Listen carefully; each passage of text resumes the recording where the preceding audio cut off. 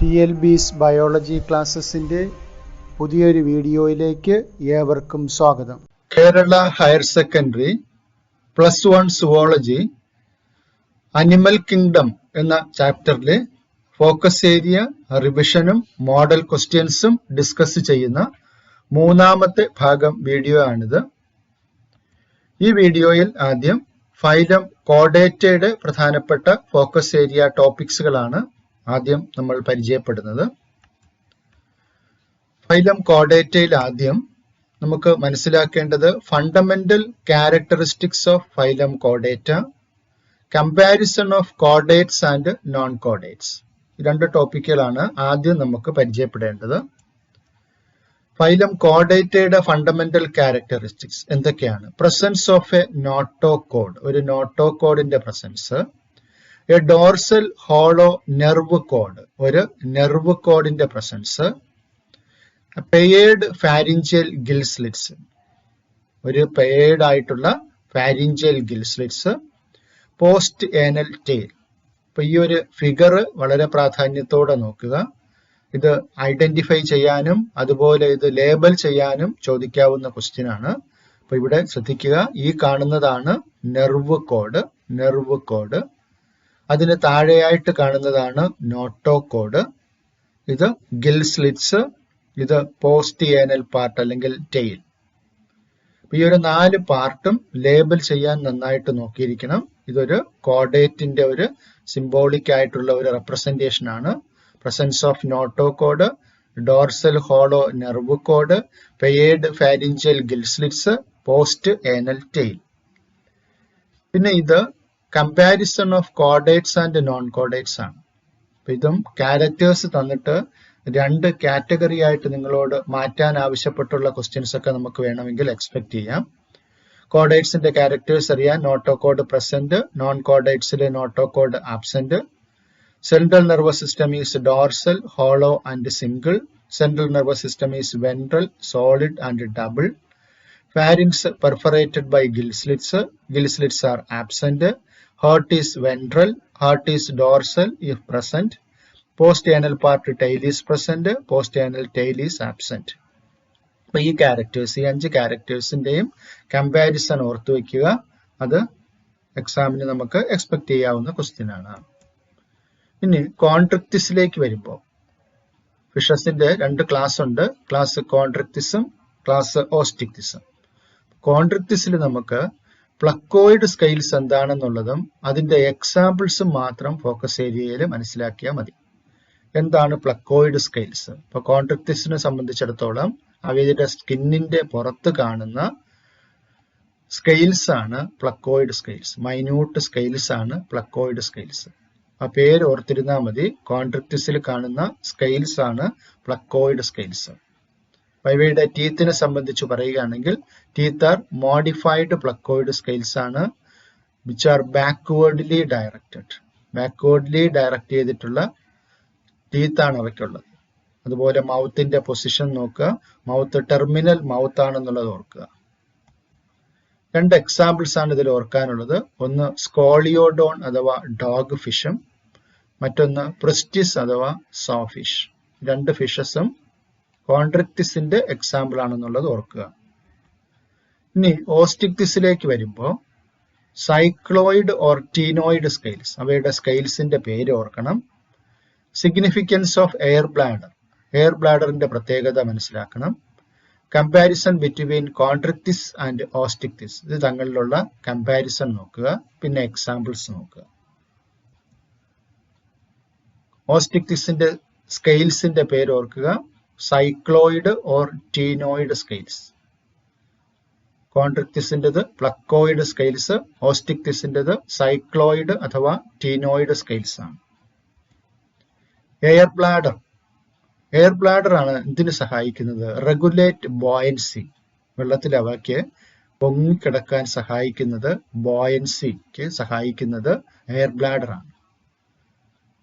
കോൺട്രിക്റ്റിസിനെ സംബന്ധിച്ചിടത്തോളം ഇങ്ങനെ ഒരു സ്ട്രക്ചർ ആബ്സെന്റ് ആണ്.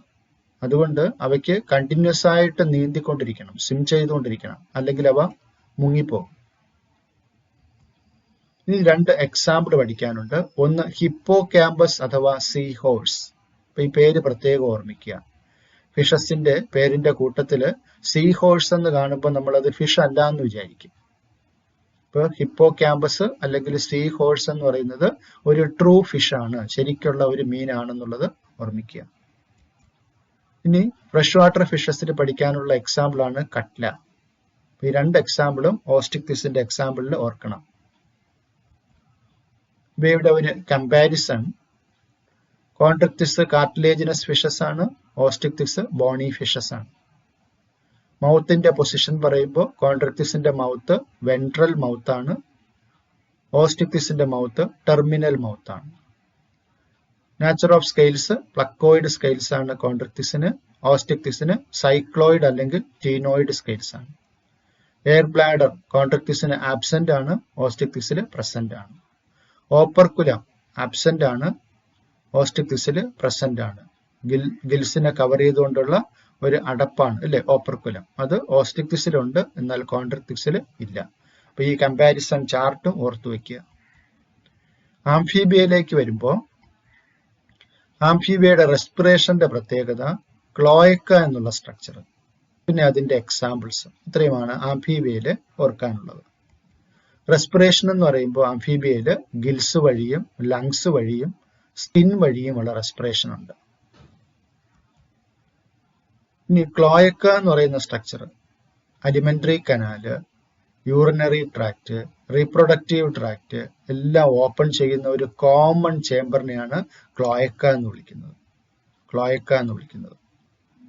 അപ്പോൾ ഡൈജസ്റ്റീവ് വേസ്റ്റ് വന്ന് വരുന്നതും അതുപോലെ യൂറിനറി വേസ്റ്റ് വരുന്നതും റീപ്രൊഡക്റ്റീവ് സെക്രീഷൻസ് വരുന്നതും ഇതെല്ലാം കോമൺ ആയിട്ട് ഈ ഒരു ചേംബറിൽ എത്തുന്നുണ്ട്. ആ ചേംബറിന്റെ പേരാണ് ക്ലോയക്ക.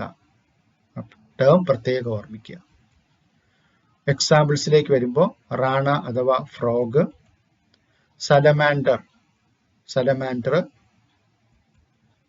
ഇത് രണ്ടുമാണ് അവിടെ പഠിക്കാനുള്ളത്. ഇനി റെപ്റ്റീലിയയിലേക്ക് വരുമ്പോൾ epidermal scales or scutes, skin cast examples. റെപ്റ്റീലിയയിൽ കാണുന്ന എപ്പിഡെർമൽ സ്കെയിൽസ് അല്ലെങ്കിൽ സ്ക്യൂട്ട്സ് കാണുന്നത് എപ്റ്റീലിയയിലാണെന്ന് ഓർക്കുക. ഇനി സ്കിൻ കാസ്റ്റ് എന്താണെന്നുള്ളത് ഓർക്കുക. എക്സാമ്പിൾസ് ഇതാണ് ഫോക്കസ് ഏരിയ ടോപ്പിക്. ഇപ്പോൾ റെപ്റ്റീലിയയെ സംബന്ധിച്ചിടത്തോളം ടെറസ്ട്രിയൽ അനിമൽസ് ആണ്. Body covered by dry and cornified skin, epidermal scales or scutes. ബോഡിയുടെ പുറത്ത് കാണുന്ന നല്ല ടഫ് ആയിട്ടുള്ള കോണിഫൈഡ് സ്കിൻ, അതിനാണ് നമ്മൾ എപ്പിഡെർമൽ സ്കെയിൽസ് അല്ലെങ്കിൽ സ്ക്യൂട്ട്സ് എന്ന് വിളിക്കുന്നത്. ഇനി സ്കിൻ കാസ്റ്റ് എന്താണെന്നുള്ളത് ഓർക്കുക. സ്നേക്സും ലിസാർഡ്സും ഒക്കെ ഷെഡ് ദെയർ സ്കെയിൽസ്, ആ skin cast.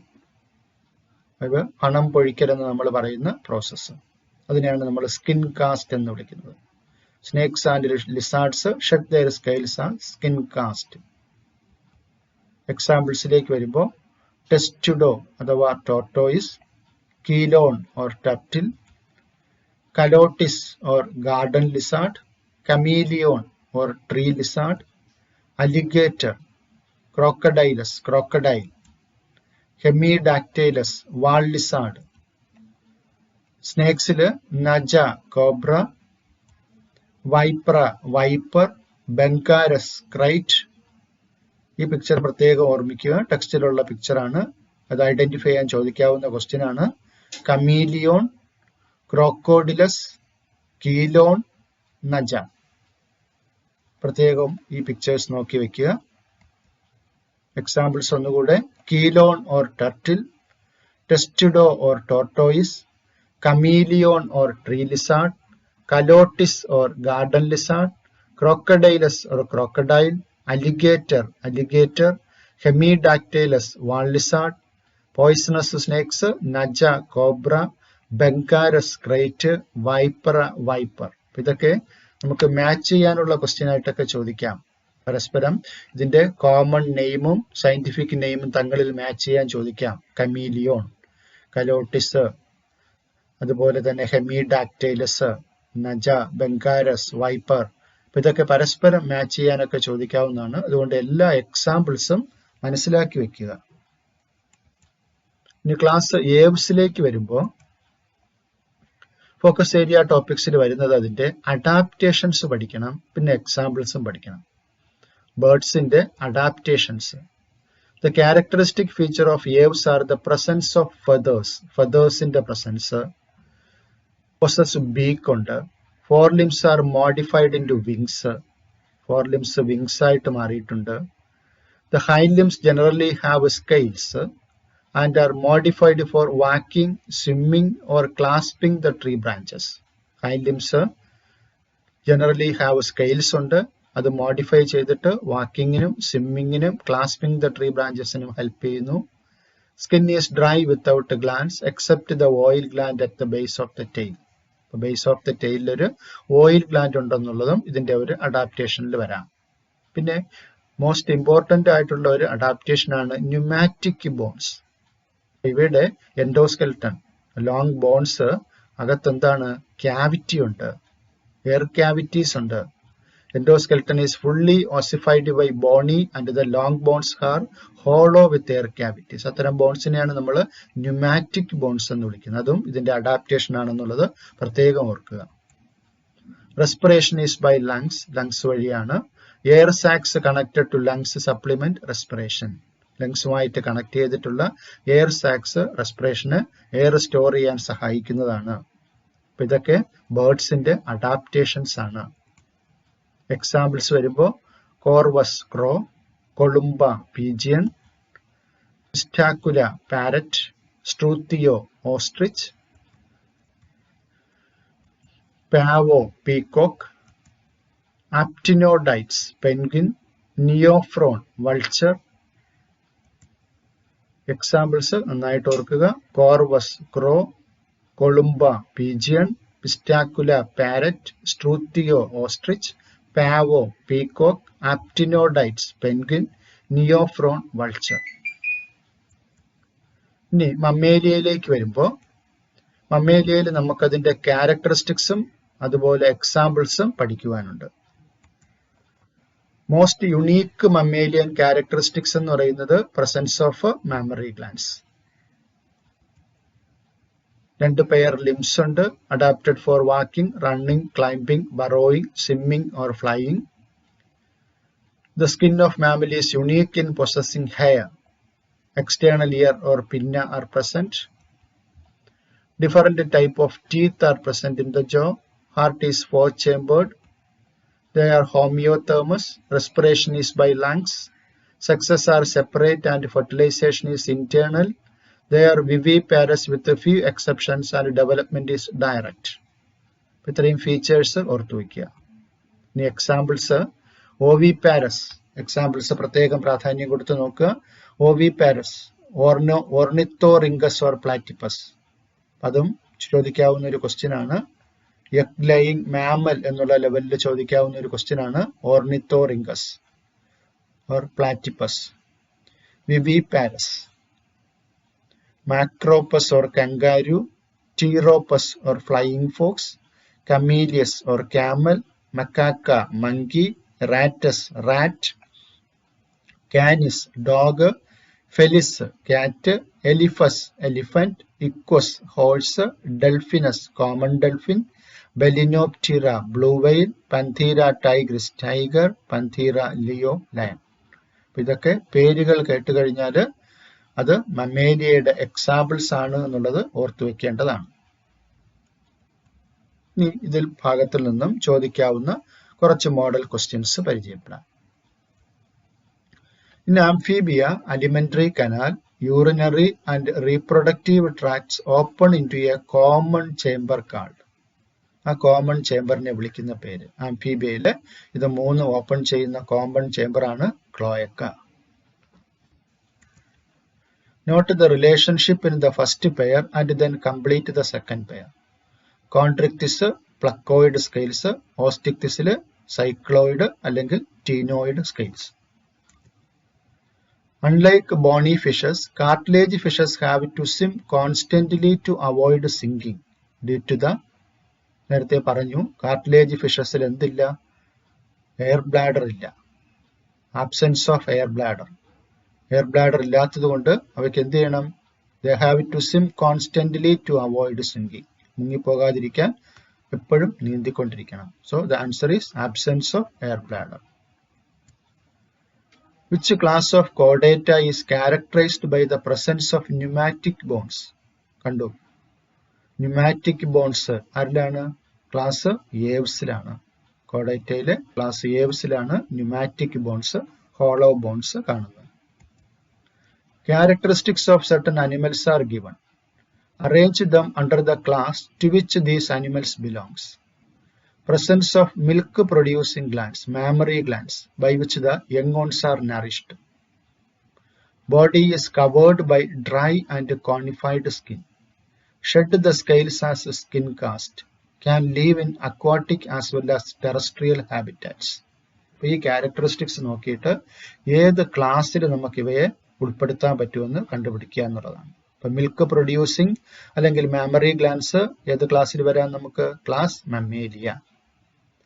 Body is covered by dry and cornified skin, അതേതാണ്? ക്ലാസ് റെപ്റ്റൈൽസിന്റെ ക്യാരക്ടറിസ്റ്റിക് ഫീച്ചറാണ്. Shed the scales as skin cast, അതും റെപ്റ്റൈൽസിന്റെ ഫീച്ചറാണ്. Can live in aquatic as well as terrestrial habitats, അത് നമുക്ക് ഏതിൽ ഉൾപ്പെടുത്താം? മമ്മേലിയയിൽ ഉൾപ്പെടുത്താവുന്ന ക്യാരക്ടറാണ്. The following diagram shows the characteristic feature of a phylum. ഈ പിക്ചർ തന്നിട്ട് ചോദിക്കുന്ന ക്വസ്റ്റ്യൻ ആണ്. Identify the phylum. ഏത് ഫൈലത്തിന്റെ ക്യാരക്ടറിസ്റ്റിക് ഫീച്ചർ ആണ്? ഫൈലം കോഡേറ്റയുടേതാണ്. Mention 4 salient features of this phylum. ഈ ഫൈലത്തിന്റെ 4 സാലിയന്റ് ഫീച്ചേഴ്സ് എഴുതുക. നോട്ടോകോഡ്, അതുപോലെ തന്നെ nerve cord, pharyngeal gill slits, post anal tail, ഇതൊക്കെ ഉൾപ്പെടുത്താം. ഈ രീതിയിലും ക്വസ്റ്റ്യൻ ചോദിക്കാം. Observe the diagram showing the characteristics of a phylum. Identify the phylum.